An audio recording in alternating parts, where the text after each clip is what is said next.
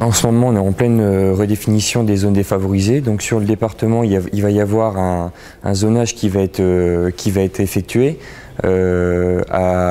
En historique, il comprenait à peu près 40 communes. Là, il va y avoir une revalorisation de 200 communes sur notre département. Donc, sur les zones défavorisées, il y a un travail en commun qui a été fait avec la grande région et pour répondre aux attentes de l'État français.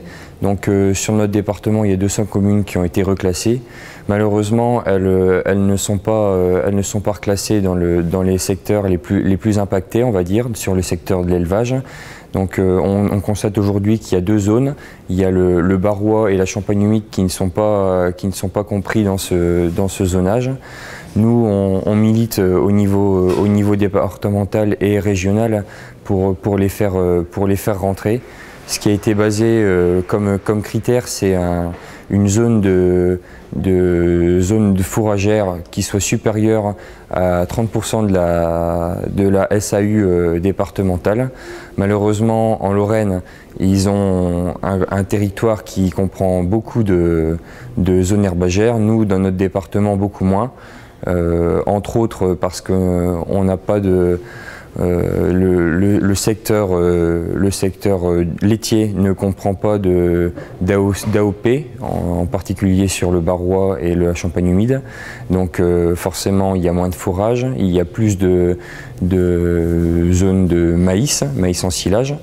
Donc nous, ce qu'on voudrait pousser, c'est de faire rentrer ces communes. Il y avait aussi un enjeu avec le Barrois, avec les communes avec des activités viticoles, ce qui fait remonter le potentiel économique de la commune en délaissant malheureusement tous ces acteurs du milieu agricole.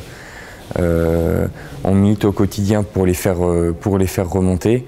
Il y a certains critères qui ont été pris en compte et j'espère qu'on va pouvoir les sauver. Et donc cette délimitage de zones défavorisées, ça offre plusieurs possibilités, donc notamment aux éleveurs qui bénéficient de la prime PHAE, donc avec une revalorisation de leur ZPAC, et surtout, là où je voudrais intervenir, c'est sur la modulation de DJA à leur installation, donc une modulation de 5 000 €, ce qui pourrait être enclin de conserver l'élevage notamment sur le Barrois et la Champagne humide, comme je viens d'en parler.